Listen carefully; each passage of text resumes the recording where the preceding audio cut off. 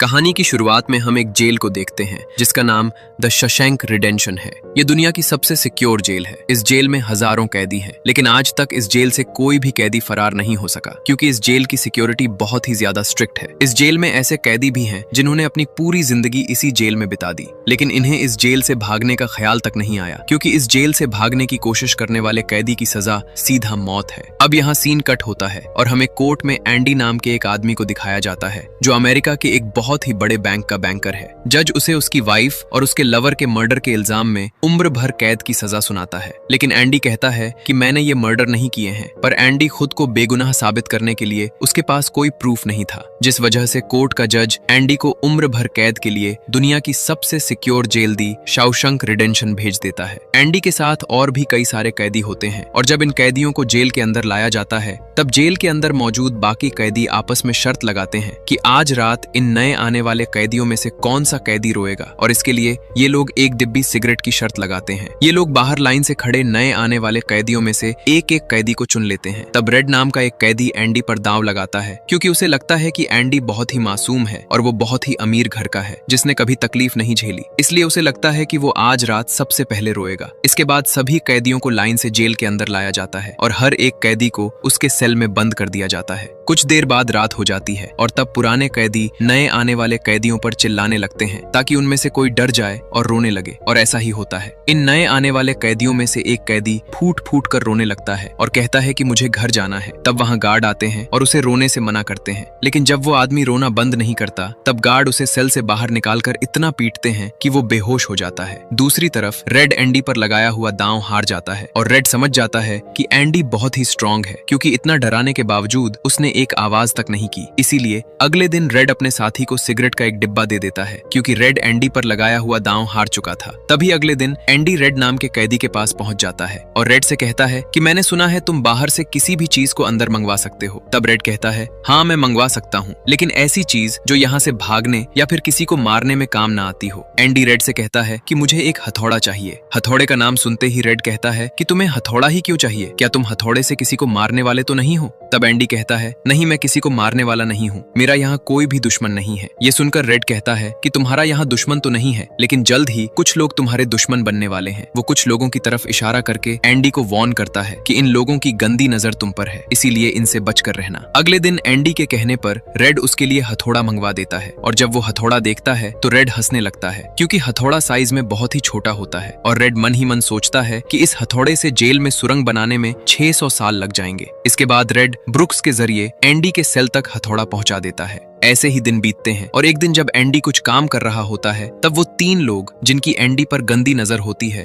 वो एंडी को पकड़ लेते हैं। ये तीनों पहले एंडी को खूब पीटते हैं और फिर एंडी के साथ गलत काम करते हैं। ये सिलसिला इसी तरह चलता रहता है। ये लोग हमेशा एंडी को पकड़ते और फिर उसे मार कर उसके साथ गलत काम करते रहते। इस तरह से 2 साल बीत जाते हैं और एक अनाउंस होता है कि छत की मरम्मत के लिए कुछ लोगों की जरूरत है। यहाँ कैदियों की एक टीम छत के काम के लिए तैयार हो जाती है जिसमें रेड और एंडी भी शामिल होते हैं। ये लोग सब अपने काम पर लग जाते हैं और छत पर उनकी देखभाल की जिम्मेदारी एक बहुत ही सख्त सिक्योरिटी गार्ड की होती है जिसका नाम हेडली है। हेडली बहुत ही स्ट्रिक्ट इंसान है जो जरा सी गलती पर कैदियों को बहुत बुरी तरह पीटा है। जब सभी कैदी छत पर काम कर रहे होते हैं तब हेडली अपने साथियों से कहता है कि मेरे भाई की हाल ही में मौत हुई है जिसके अकाउंट में $30,000 पड़े हैं। अब मेरे भाई का मेरे अलावा इस दुनिया में और कोई नहीं है, इसलिए उसके पैसे पर मेरा हक बनता है। लेकिन परेशानी की बात यह है कि जब मैं इन पैसे को अपने अकाउंट में ट्रांसफर करूंगा तब सरकार मुझसे टैक्स के रूप में सारे पैसे ले लेगी। तब एंडी भी इसकी सारी बातें सुन लेता है। एंडी जो कि एक बहुत बड़ा बैंकर है, उसे पता था कि इन पैसों को बिना गवर्नमेंट को टैक्स दिए कैसे निकाला जा सकता है। इसके बाद एंडी बिना सोचे हेडली के पास जाता है और उससे कहता है कि क्या तुम अपनी बीवी पर भरोसा करते हो? ये बात सुनते ही हेडली को गुस्सा आ जाता है और वो एंडी को पकड़कर छत के किनारे ले जाता है,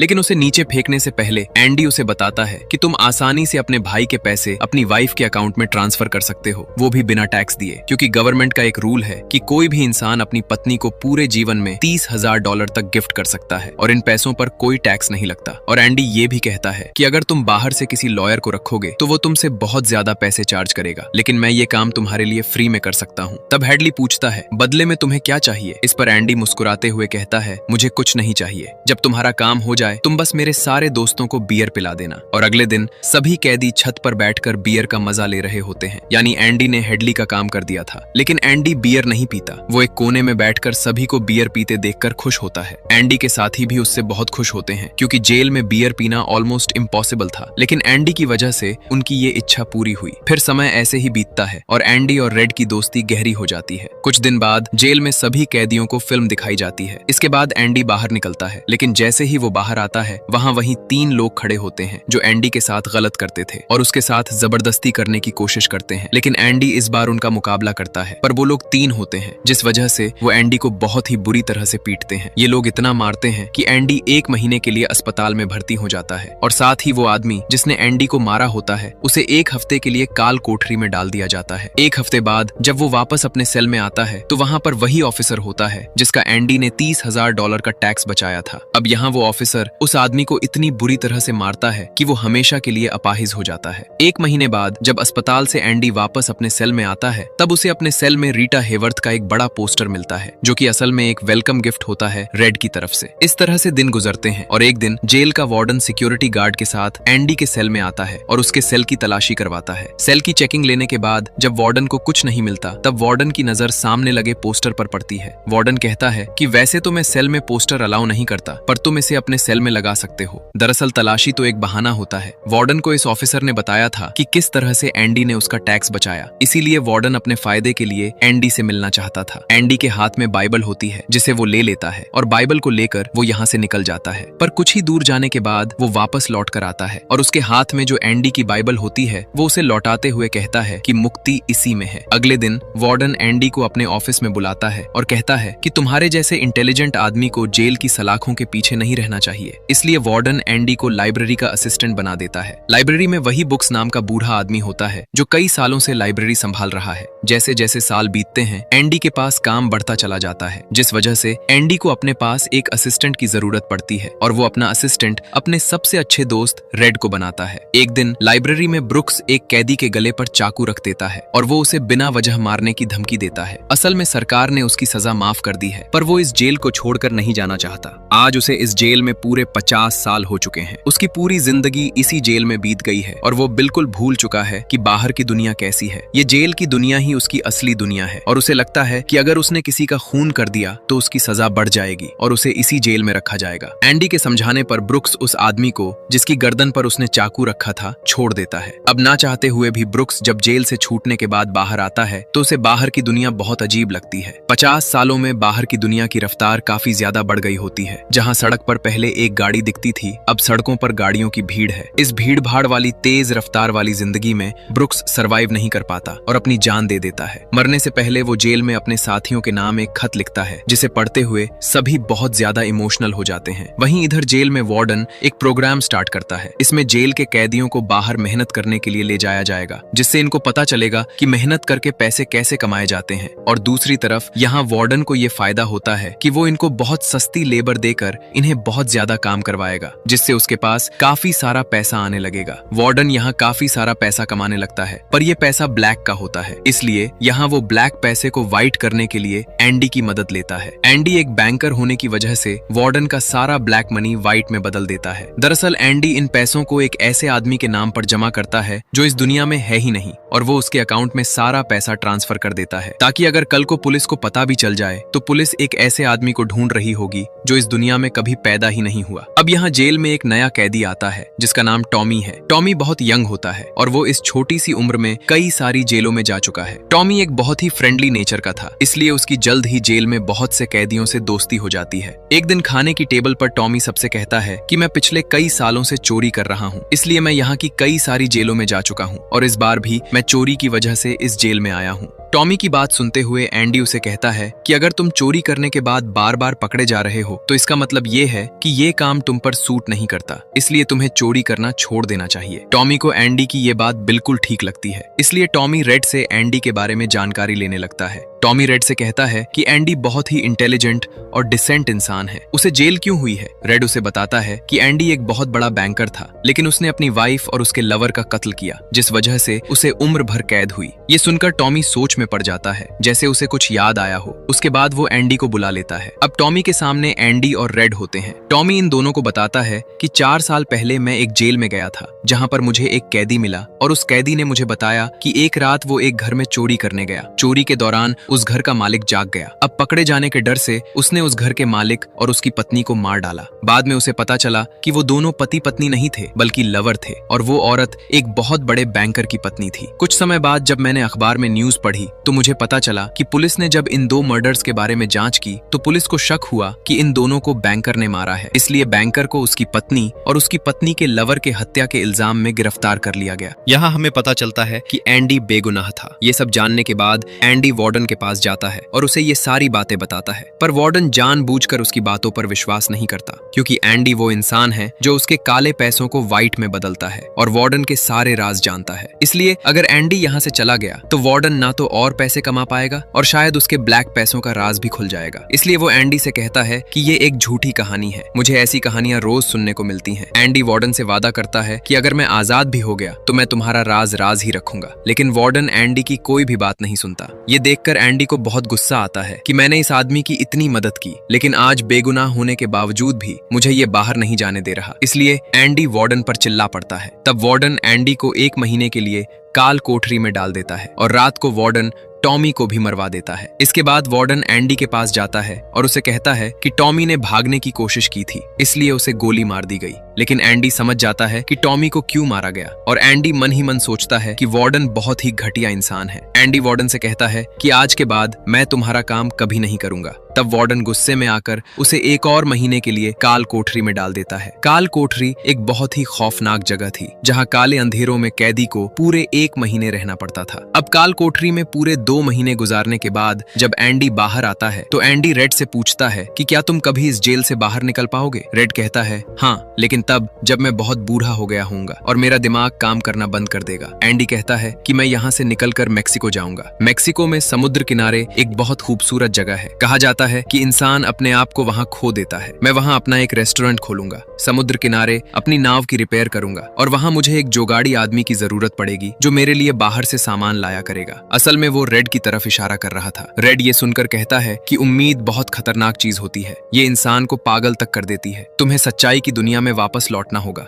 मेक्सिको यहाँ से बहुत दूर है। ये कहकर रेड वहाँ से जाने लगता है, लेकिन जाने से पहले एंडी रेड से कहता है कि वादा करो कि अगर तुम कभी यहाँ से रिहा हुए तो मेरा एक काम करोगे। रेड कहता है हाँ, मैं जरूर करूंगा। तब एंडी रेड को एक एड्रेस बताता है और कहता है कि जब भी तुम यहाँ से छूट जाओ तो उस जगह जाना जहाँ एक बड़े मैदान के बीच एक खूबसूरत पेड़ है। वो रेड से कहता है कि उसी पेड़ के नीचे एक दीवार के अंदर तुम्हें काले रंग का पत्थर मिलेगा, जिसके नीचे मैंने एक बॉक्स छिपाया है, और जब भी तुम रिहा हो जाओगे तो वहां जाकर उस पत्थर के नीचे उस बॉक्स को देखना कि उसमें क्या है। ये कहकर एंडी वहां से चला जाता है और सीधा वार्डन के पास पहुंचता है। वो वार्डन का काम पूरा करके उसके सारे डॉक्यूमेंट्स एक खास तिजोरी में रखता है। डॉक्यूमेंट्स रखने के बाद वार्डन एंडी को अपने कपड़े देता है। वो एंडी से कहता है कि मेरे कपड़े प्रेस कर देना और मेरे जूतों को शीशे की तरह चमका देना, जिसके बाद एंडी वापस अपने सेल में आ जाता है। वहीं दूसरी तरफ रेड आज रात बहुत परेशान होता है, क्योंकि उसे डर था कि एंडी कहीं खुद को मार न दे। इस तरह से रात गुजर जाती है और सुबह होती है। सुबह होते ही सभी कैदियों के सेल के दरवाजे खुल जाते हैं और सभी कैदी बाहर आ जाते हैं, लेकिन एंडी सेल से बाहर नहीं आता। ये पिछले 20 सालों में पहली बार ऐसा हो रहा था कि कोई कैदी सुबह अपने सेल से बाहर नहीं आया। तब रेड की नजर भी एंडी के सेल की तरफ होती है और रेड की परेशानी बढ़ती रहती है कि कहीं एंडी ने खुद को मार तो नहीं दिया। तभी एक गार्ड बहुत गुस्से में एंडी के सेल की तरफ जाता है, लेकिन वहां पहुंचकर जब वो देखता है तो उसकी आंखें खुली की खुली रह जाती हैं, क्योंकि अंदर सेल में कोई भी नहीं था और एंडी वहां से फरार हो चुका था। अब हम वार्डन को देखते हैं जो अपने जूते पहनने के लिए निकालता है, लेकिन उस बॉक्स में उसके नहीं बल्कि एंडी के पुराने जूते होते हैं। और तभी पूरे जेल में सायरन बजने लगता है और ये सायरन होता है किसी कैदी के भागने का। वार्डन तेजी से एंडी के सेल में जाता है और वहां वो देखता है कि एंडी नहीं है। यहाँ पर रेड को भी बुलाया जाता है।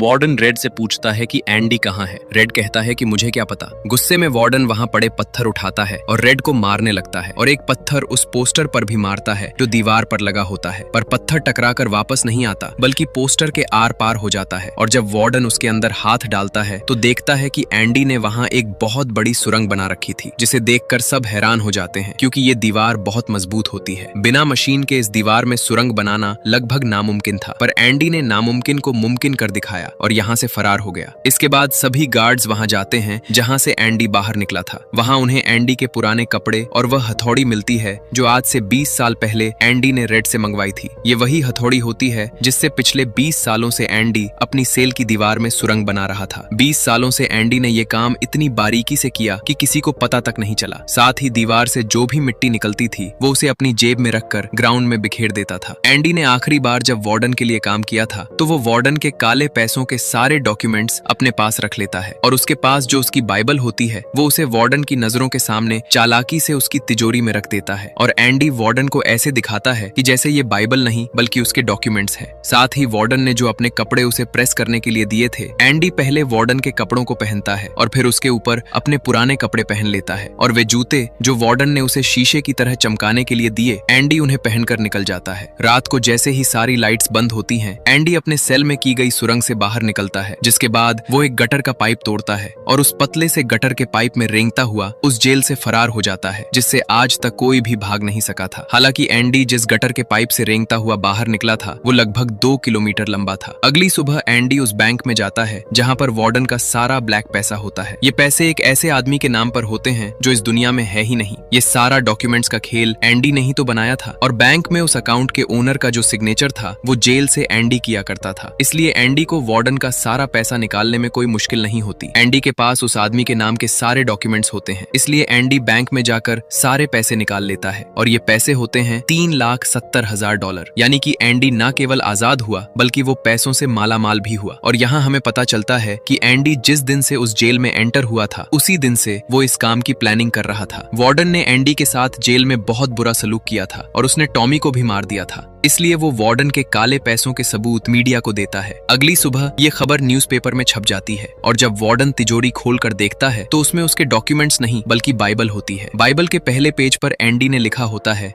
कि तुमने सही कहा था, मुक्ति इसी में है। और जब वार्डन पेज पलटता है तो वो देखता है कि वहां पर हथौड़ी का एक निशान होता है। दरअसल एंडी ने बाइबल के पेजेस को हथौड़ी की शेप में काटकर एक सांचा बनाया हुआ था जिसके अंदर वो अपनी हथौड़ी छिपाया करता था। और आज से 20 साल पहले जब वार्डन पहली बार एंडी की सेल में गया था और उसने एंडी की बाइबल उसके हाथ से लेकर वापस उसे लौटा दी थी, उस समय भी वो हथौड़ी उसी बाइबल के अंदर थी। ये देखकर वार्डन को एक बहुत बड़ा झटका लगता है। दूसरी तरफ वार्डन के काले पैसों की खबर पूरे शहर में फैल चुकी थी, इसलिए जेल के बाहर रिपोर्टर्स और पुलिस वार्डन को गिरफ्तार करने के लिए आ रही होती है और इससे पहले कि पुलिस उसे गिरफ्तार करती, वार्डन अपने आप को गोली मार देता है। कुछ समय बीतने के बाद एंडी के दोस्त रेड की सजा भी माफ कर दी जाती है, पर बाहर की दुनिया में रेड का दिल बिल्कुल नहीं लगता क्योंकि उसने अपनी जिंदगी के 40 साल जेल में गुजारे थे और रेड भी अपनी जान देना चाहता है। पर तभी उसे याद आता है कि उसने एंडी से वादा किया था। इसके बाद वो उस जगह के लिए गाड़ी में रवाना हो जाता है और वो उस बड़े घास के मैदान में जाता है जहाँ पर एक बहुत बड़ा पेड़ होता है, साथ ही पत्थरों की दीवार भी होती है। उस दीवार पर एक काले रंग का पत्थर होता है और जब वो उस पत्थर को उठाता है तो उसके नीचे एक बॉक्स होता है। उस बॉक्स के अंदर कुछ पैसे और एक लेटर होता है। ये लेटर